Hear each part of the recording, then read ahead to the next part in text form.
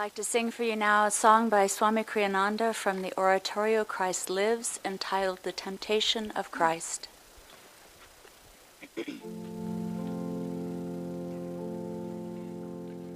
Behold all the wonders God's grace can bestow, if you but reclaim what you've given. Why not ask of God any wonder you crave? Worship me to satisfy all human needs. Dominion now over all this noble earth. All I ask of you is worship me. Get thee behind me, Jesus declared. Satan, know you not our Father offers love in your stead. His gift of love to all is my only food. He is all I own. What does man need but him? Then the darkness lifted, love destroyed Satan's power. Then at last the Savior could begin bringing all to God. For he taught them in freedom, wanting not in return. All he offered was perfect peace, perfect freedom of soul. God is all I love, he is all there is. Wise is he who says, I am wholly his. God is all I fear. Lo, my throne of power, shaken by his love, was destroyed in that hour.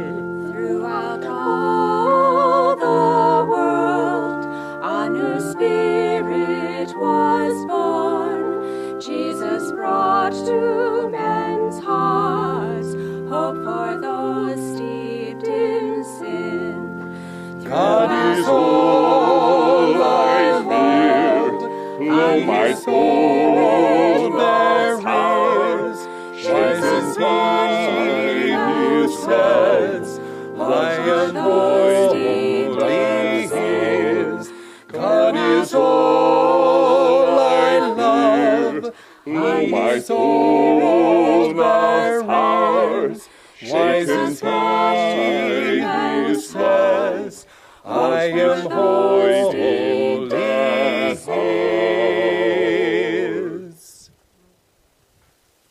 Good morning. I'd like to welcome you to Sunday service on this glorious day. My name is Bharat, and this is Anandi. And I'd especially like to congratulate our yoga teacher trainees who just finished their month-long course, and also our new guests coming for Spiritual New Week.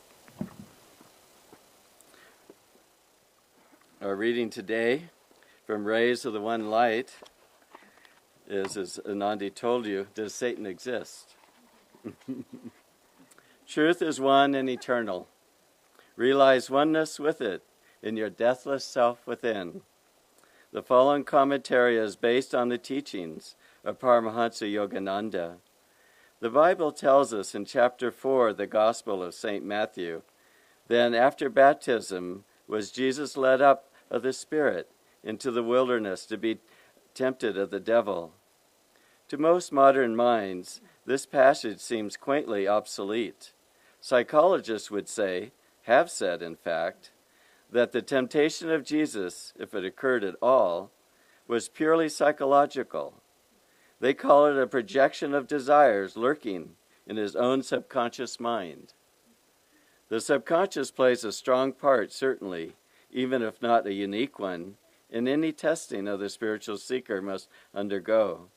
The Bhagavad Gita, in dealing with this undeniable reality, quotes Arjuna in the 3rd chapter, and then Sri Krishna's reply.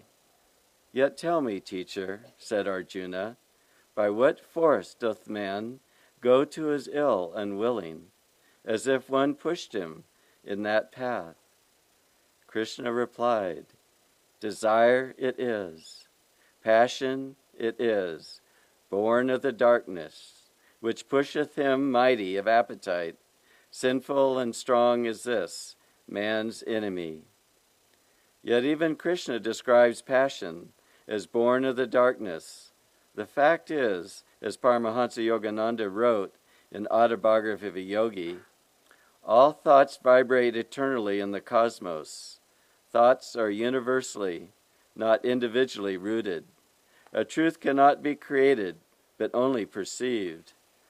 Psychology, yes, but psychology attuned to currents of consciousness that pervade the entire universe, attracted by each of us according to our own personal inclinations.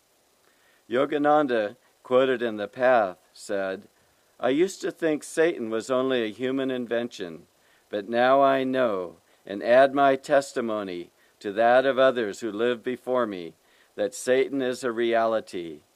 He is a universal conscious force whose sole aim is to keep all beings bound to the wheel of delusion.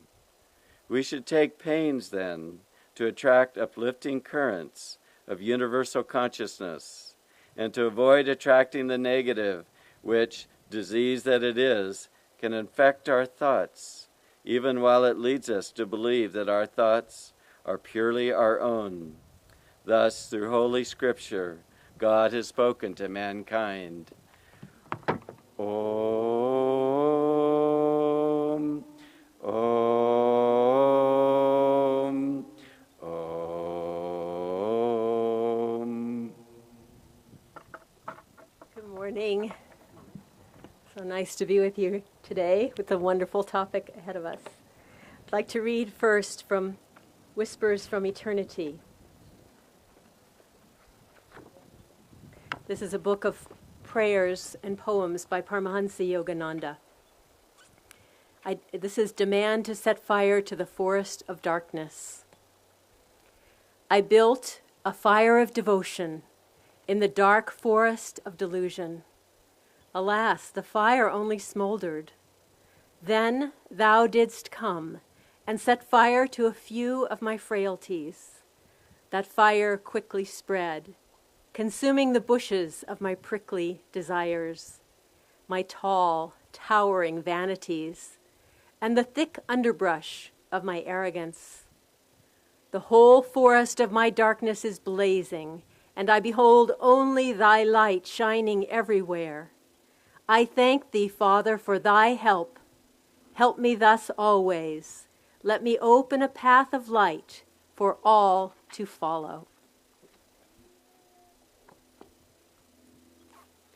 Don't really like to talk about fire in August at Ananda, but it was such a good reading. Well, this morning, as we've said, the topic, does Satan exist? There were two little boys walking home from hearing a service at church. They were brothers, and they were walking home, and they heard a service at church on the devil. Fairly enthusiastic sermon on the devil. And the one little brother said to his older brother, "What did you think of that Satan they were talking about?" And his older brother said, "Oh, you know how Santa Claus turned out. It's probably just our dad."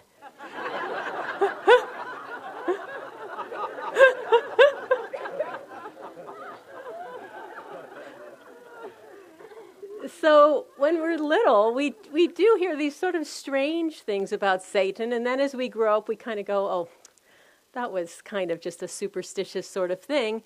And then we come to yoga and Yogananda, and we find Yogananda saying, I used to think that Satan was only a mental concept.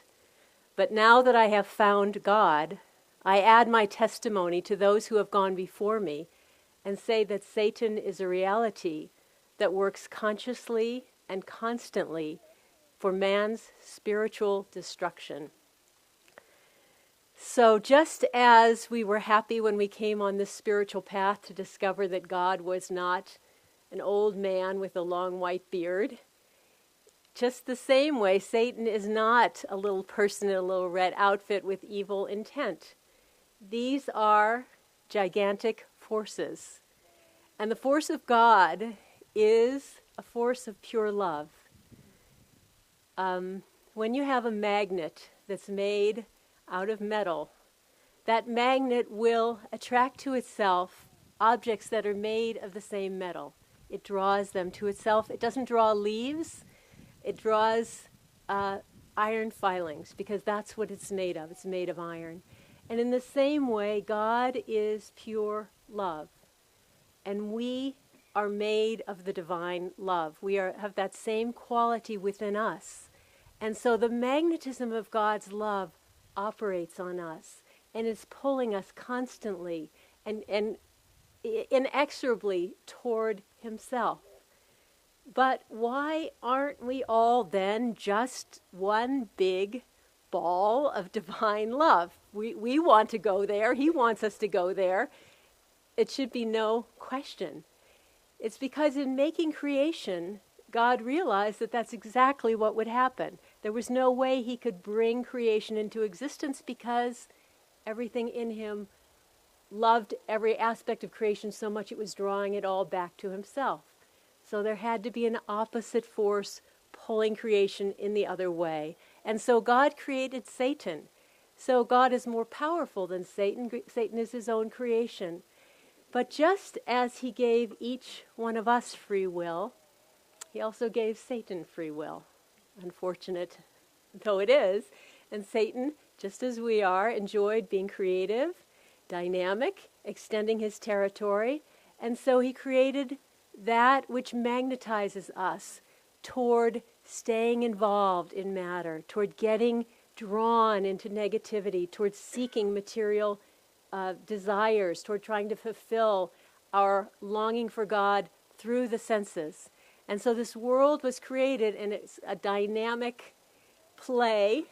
God will eventually win every soul because he's the stronger force, and yet the play goes on.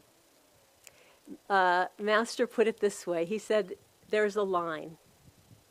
And on one side of the line is God, and on the other side of the line is Satan. And we are on that line. And neither God nor Satan can influence us unless we turn toward them. It's up to us to make the choice. Which way will we turn? Well, I was thinking about this and thinking, okay, on this side, we have pure bliss, pure love, joy, endless light and harmony and peace. On this side, we have darkness, misery, unhappiness, unfulfillment, warfare, suffering of every sort. Okay, so now we stand in the line. We say, well, which will we choose? How hard is that, really? But that's not really the choice as we experience it. There's another choice. It sort of steps down a bit. On this side, we have the willingness to see every single thing in our life as coming to us from God for our blessing, and to accept it with great joy, with great energy, to welcome every person, every event with pure love, and to reach out and express the very best that is in us, to sit long and steadily in silence so that we can commune with that force, to put out a lot of energy to attain that pure bliss that is our nature. And on the other side, we have the tendency to get discouraged, to think ill of ourselves or others, to get into anger, to wish things were other than they are, to find happiness in material fulfillment, not only happiness, but to see that as a be-all and end-all. Okay, so now the choice gets a little bit more challenging, doesn't it? Because this side, the dark side, the satanic side, is a lot more familiar than this enormous force of evil. It's a lot more familiar than that. And it's a lot like getting on a sled on a snowy slope. And it's real easy to take that sled and just go down. No effort is involved. Then we have to take the sled from the bottom of the hill and walk up through the deep snow up that hill again. Okay, so going down is the choice of negativity. Going back up is the choice of going toward God. But we can't even stop at where we were because we weren't at God yet. We have to keep going up, up, up, up that snowy slope. But when we get there, the view is a lot better than it was at the bottom. Okay, so that's our choice. And it's not easy, and that's why we're still here.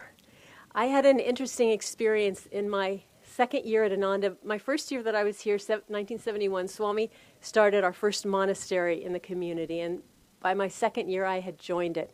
And whenever we take a positive step, often there's a force inside of us that wants to take a negative step. So there I was in my little trailer at the monastery. And whenever I sat to meditate, there would be this thought, a very strong thought in my head that would say, "You're not sincere.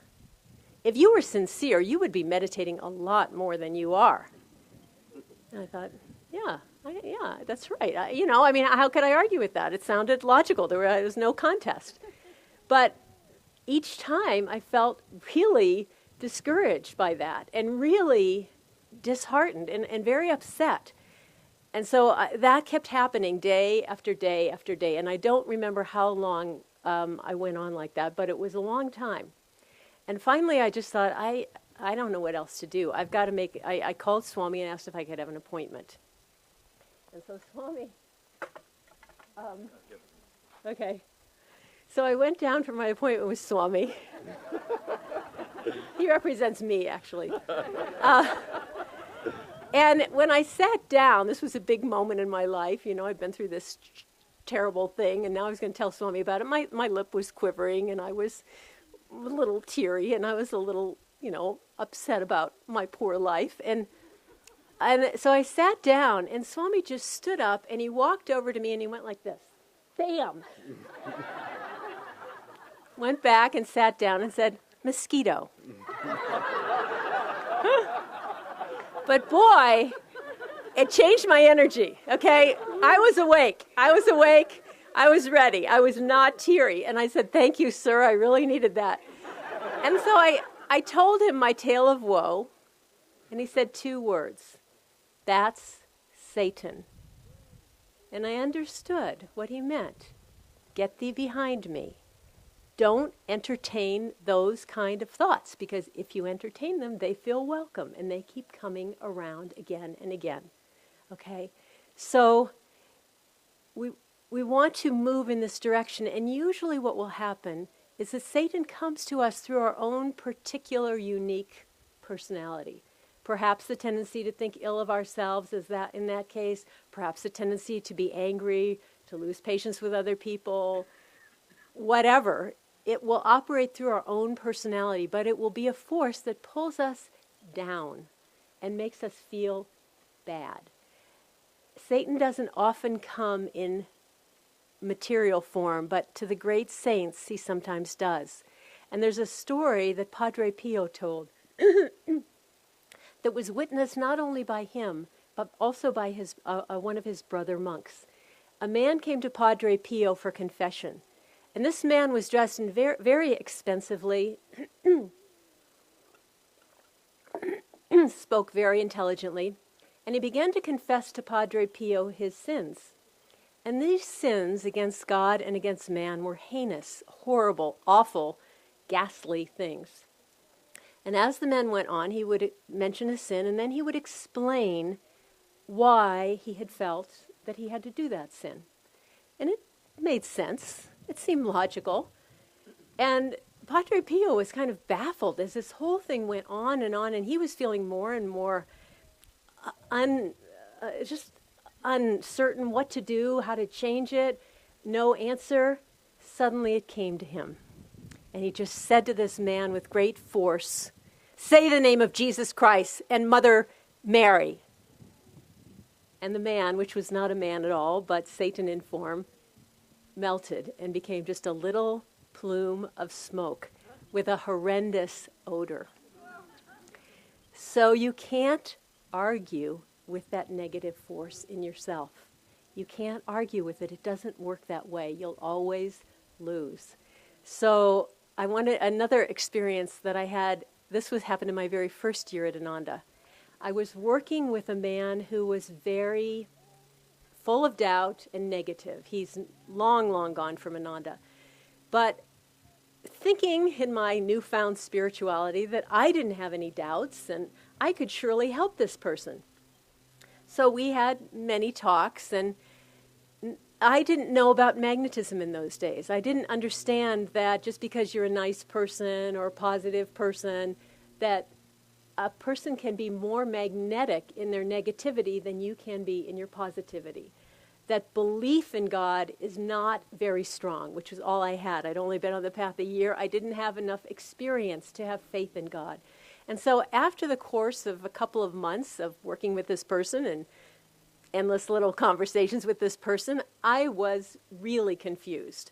I was so unhappy and confused. And I saw Swami, and I explained to him what was happening.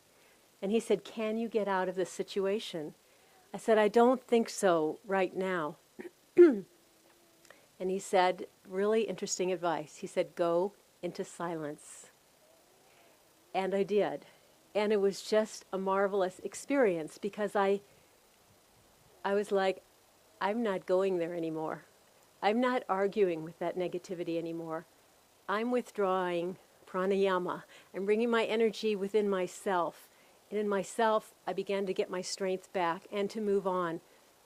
And as I say, the man left soon after that. But it was a good lesson in how do you challenge that negativity. Master tells a delightful story about a woman who was about as negative as you could get. Her name was Miss Kalaha. Kalaha means argument, I think. And she was mean and she was selfish. And when she died, she went straight to hell. And when she discovered that she was in hell, she began to wail and wail. And Yama, the Lord of Death, for some reason took pity on her. And he came to her and he said, "Miss Kalaha, isn't there anything you've done in your life that could be considered good? Any good deed you've done, even one?" And she sort of scratched her head and thought back on her life and wasn't seeing anything. She said, "Yes, I did. One time I bought a bunch of carrots and I was about to eat the whole bunch when I discovered that one of the carrots had a worm in it. And so there was a starving man, a beggar near me, and I gave him that wormy carrot. And I believe I told him that he could eat the good part but not to kill the worm." And Yama said, "Okay, that'll do." He said, "Think about that carrot." And she did, and the carrot materialized. He said, "Grab a hold of that carrot, and that carrot will take you to heaven." And that carrot began to rise, and Miss Kalaha was holding onto it with all her might, and she was rising with it. But a lot of the other sinners down there on the floor of hell saw what was happening, and one grabbed a hold of her foot. And so she was going up, he was getting pulled up with her, and then somebody else grabbed a hold of the other guy's foot, and he went up, until finally there was a chain of 100 sinners, each holding on to the foot of the other, being taken to heaven by Miss Kalaha's carrot. But Miss Kalaha, her true nature was mean and selfish, right? And she felt this tug on her foot, and she looked down and she saw that 100 sinners were taking advantage of her good fortune and her carrot. And she didn't think that was right. And she didn't want those people to have any good fortune because it was her good fortune. And so she started to kick her foot and shake off the people who were holding on to her. And in the process, she let go of the carrot. Okay, and so they all, 101 of them, fell back on the floor of hell. And there are two morals to this story that Master gives. The second moral of the story is that if you're a mean and selfish person, you're always going to end up not coming to a good end. But the first moral of the story is the most important, and that is that if there's anything good in our life, that's what we want to focus on. Doesn't matter how small, that was a pretty pitiful good deed she did. But by focusing on it, she was focusing on the light, she was focusing on positivity, and that's what lifts us. Not a litany of our faults, but focusing on what's good. In the Rubaiyat explained, Master has the most beautiful passage that I looked for a long time yesterday and could not find, but I will have to paraphrase it. Basically, he says, no matter how dark your tests are at this time in your life, look for a sliver of light, the tiniest sliver of light, and focus on the sliver of light. That is what will take us toward freedom. No matter how small, focus on that. Some time ago, Swami Kriyananda was in Hawaii with a husband and wife. And the wife is a devotee of this path and has a very deep and beautiful soul. And her husband is very much a materialist and very much a scoffer at spiritual things.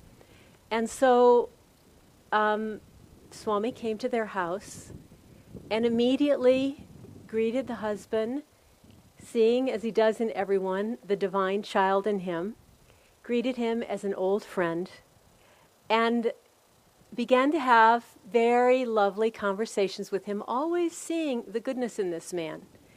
And the man asked him lots of questions, all of his sort of doubtful questions about the spiritual path and so on and so on.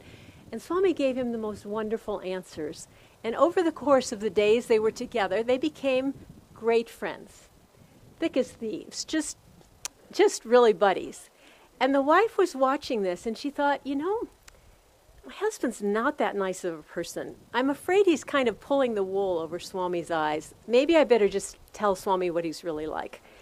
So she went to Swami and she told him, a few little things that maybe he hadn't realized about her husband. And Swami just looked at her, Swami just looked at her very, very sweetly. And he said, I know that, but I choose not to see it. And that was the truth. He just completely, it wasn't in his mind at all. He only saw the goodness in this man, and of course that brought it out. So that's the truth about the way God sees us. He knows it all. He knows all of the darknesses within us, but he chooses not to see it, but to see us as his own children of light. And that's what we want to remember and to live in. Master said something so beautiful that I have repeated to myself many times. He said, I don't ask you to overcome temptation. I don't ask you to overcome temptation. I just ask that you resist it. Isn't that wonderful? So it's all in our favor. All we have to do is do our best to try. And I'd like to end by reading something that Master wrote, a letter. Some of you are familiar with it. But just meditate as I read this. You must never lose courage. Divine Mother sent me to pilot you out of the clouds of your mind. Everybody's difficulty is different, and he or she has to win that test of karma and Divine Mother. Overcome all by constant inward calling on God and utmost devotion in words, thought, action, and obedience to Guru. Your troubles I do not mind. I will never give up my job about you. Never for a moment identify yourself with momentary flashes of error. Do not become discouraged and tired, but ever be interested in working for Divine Mother. A smooth life is not a victorious life, and I will give you lots of my good karma, so you will get through. I will not only ever forgive you, but ever lift you up, no matter how many times you fall. Keep unceasingly trying to conquer. Not only will I invisibly help you, but visibly through many here. I am not building a mansion for you, or giving you riches which will perish, but I am making an imperishable home with all riches in my Divine Mother's mansion. Om. Amen.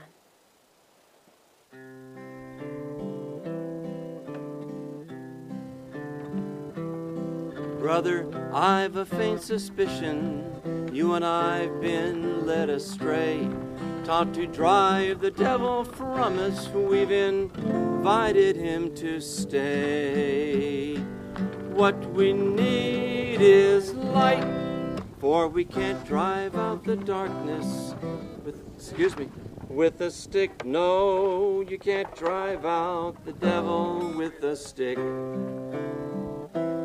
Some proclaim all men are sinners, can't escape the devil's might.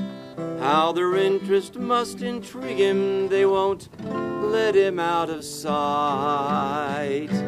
What we need is light, for we can't drive out the darkness. Talking sin, no, you can't drive out the devil talking sin. Some of us were taught the slogan, social evils must be slain. But can anger drive out sorrow? How can passion conquer pain? What we need is light, for we can't drive out the darkness while we hate. No, you can't drive out the devil while you hate. Brother, have you ever wondered why the darkness lingers on? If you want to see the sunrise, let us turn and face the dawn. What we need is light, for we only best the darkness when we love, yes, we only best the devil when we love.